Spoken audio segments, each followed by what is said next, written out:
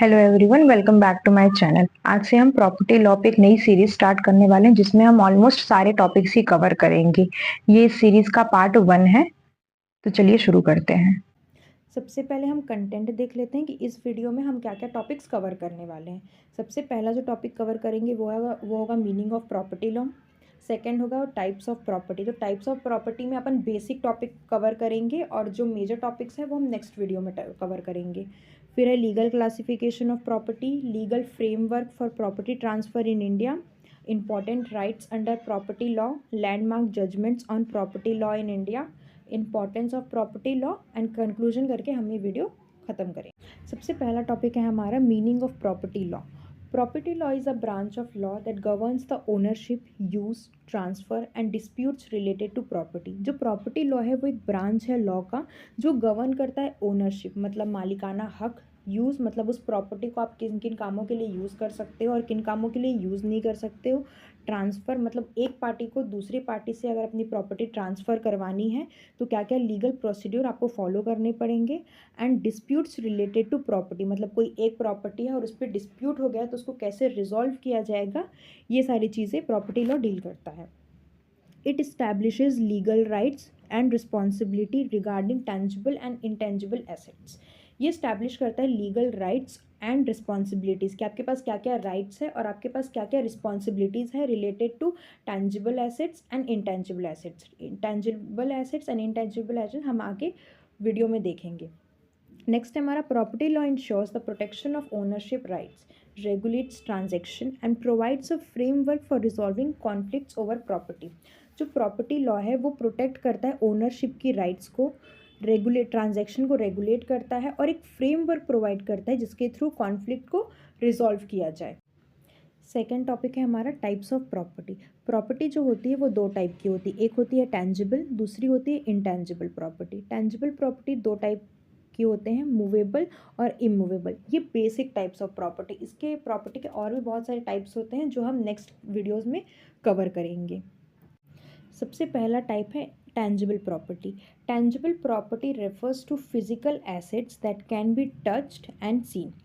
जो tangible property होती है वो जो फिजिकल आप जिसको टच कर सकते हो और देख सकते हो वो होती है tangible property.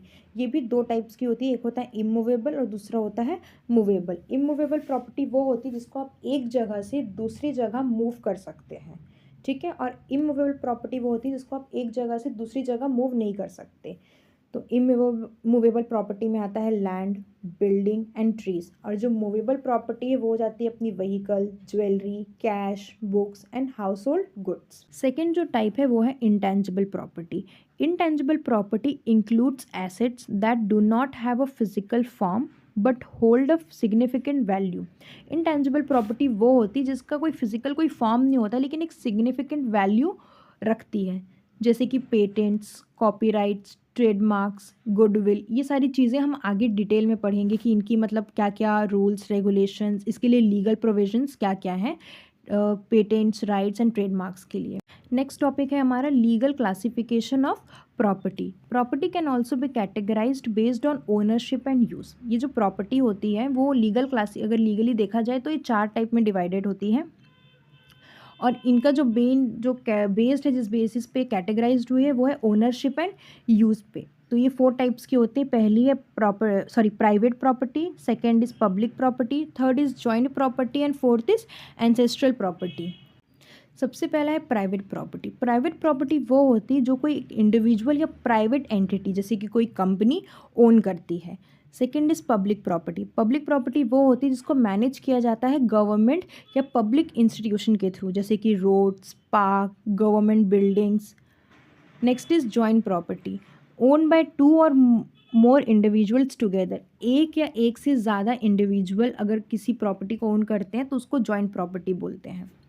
Ancestral property, passed down through generation in a family. जो जनरेशन टू जनरेशन बोलते हैं ना, पुश्तैनी मकान, पुश्तैनी घर, तो जो जनरेशन बढ़ता जाता है उसको एंसेस्ट्रल प्रॉपर्टी बोलते हैं। Next topic is legal framework for property transfer in India.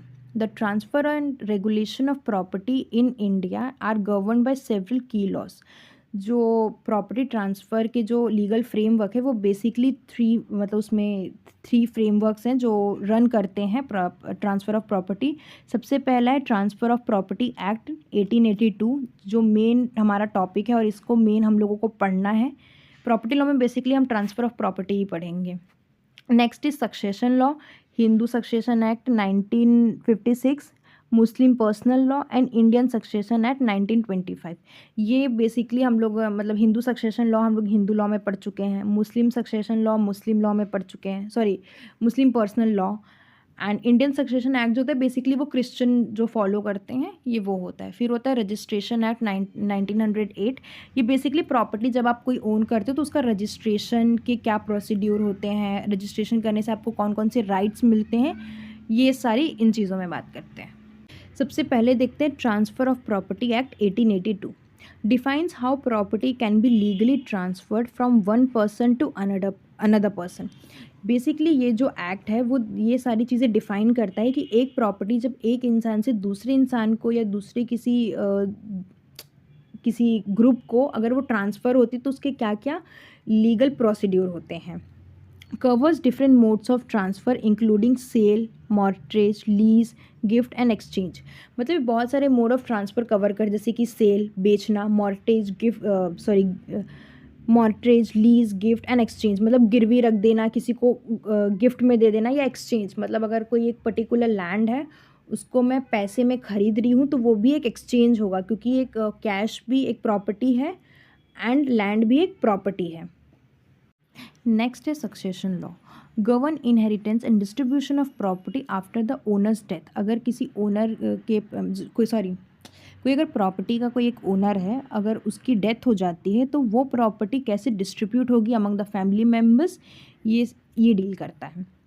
सबसे पहले इसमें आता है Hindu succession act, applies to Hindus, Buddhist, Jainist and Sikh. ये बेसिकली हिंदू, बुद्धिस्ट और जैन और सिख पे अप्लाई होता है कि उनके में अगर उनकी जैसे कोई फैमिली में कोई बड़ा है वो ख़त्म हो गया तो जो उसकी प्रॉपर्टी है वो कैसे आगे के जनरेशन में डिस्ट्रीब्यूट होगी।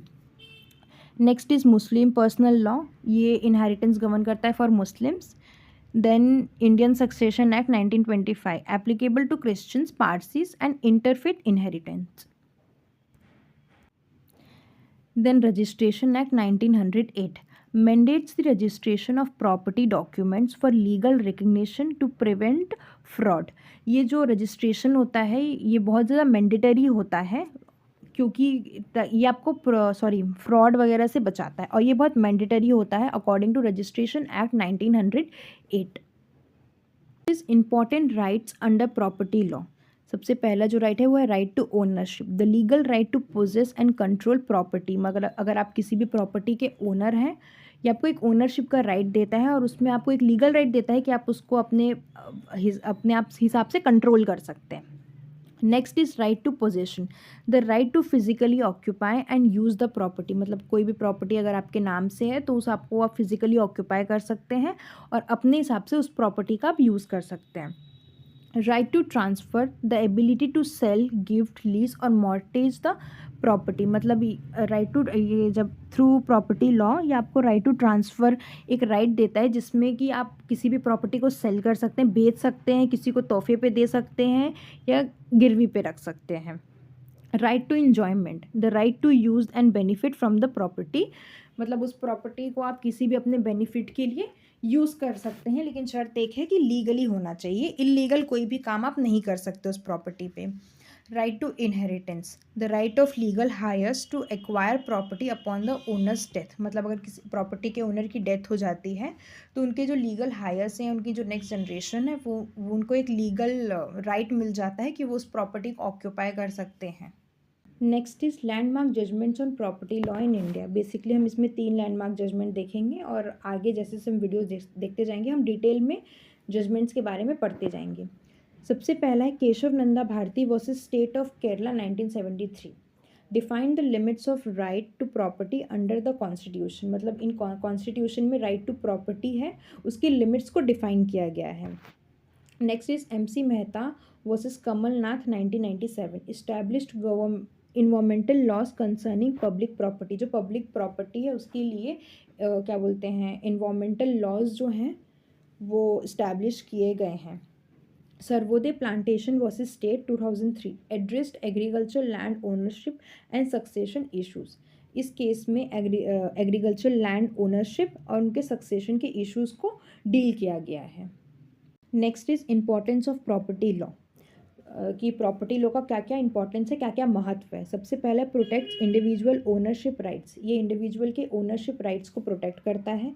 Second is provides clarity in land and property ownership, एक क्लैरिटी प्रोवाइड करता है लैंड और प्रॉपर्टी के ओनरशिप में कि किसी भी प्रॉपर्टी का एग्जैक्ट ओनर कौन है, और डिस्प्यूट को मतलब रिजॉल्व करने में हेल्प करता है। Facilitates legal transaction and prevents fraud, legal transaction facilitate करता है और फ्रॉड को रोकता है। Ensures fair inheritance and dispute resolution, fair inherit मतलब जो पुश्तैनी मकान या प्रॉपर्टी जो भी होता है वो फैमिली में एक मतलब फेयर तरीके से डिस्ट्रीब्यूट करता है और डिस्प्यूट को रिजॉल्व करता है। Contributes to economic growth through real estate regulation, ये इकोनॉमिक ग्रोथ में बहुत हेल्प करता है through real estate regulation. Last is conclusion. Property law is a crucial aspect of any legal system as it defines and protects the ownership rights. जो property law है वो बहुत ही एक इम्पॉर्टेंट एस्पेक्ट है लीगल सिस्टम का, क्योंकि ये define करता है, साथ साथ प्रोटेक्ट करता है ओनरशिप की राइट्स को। It regulates the transfer, possession and use of property, ensuring a stable and lawful framework for individual and businesses. ये रेगुलेट करता है, जो प्रॉपर्टी लॉ है रेगुलेट करता है transfer, possession and use of property, कि आप उनको कैसे यूज़ कर सकते हैं, और एक स्टेबल एक लॉफुल फ्रेमवर्क प्रोवाइड करता है इंडिविजुअल्स के लिए और बिजनेसेस के लिए। In India property law is govern by a combination of statutory laws and judicial decisions, making it an essential area for legal study and practice. जो India में जो प्रॉपर्टी लॉ गवर्न होता है वो combination of statutory laws and judicial decisions, जैसे कि हमने property law, Hindu succession Act, Indian succession Act, ये सारी रजिस्ट्रेशन एक्ट, ये सारे के थ्रू एक स्टैट्यूटरी लॉज हो गए, एंड जुडिशियल डिसीजन जो हमारे सुप्रीम कोर्ट, हाई कोर्ट से जो जजमेंट्स आ रही है उसके थ्रू क्या बोलते हैं प्रॉपर्टी लॉ इंडिया में गवर्न होता है, और एक लीगल स्टडी और प्रैक्टिस का एक एसेंशियल पार्ट भी है। बाकी के टॉपिक्स हम नेक्स्ट पार्ट में कवर करेंगे। इसके जो सारे नोट्स हैं मैंने डिस्क्रिप्शन में लिंक दे दिया है, तब जाके उसमें चेक करके एक बार रिवीजन कर सकते हैं, और उसको फॉर रिवीजन पर्पस के लिए, एग्ज़ाम के point of view as a notes के लिए आप उसको यूज़ कर सकते हैं। Thank you.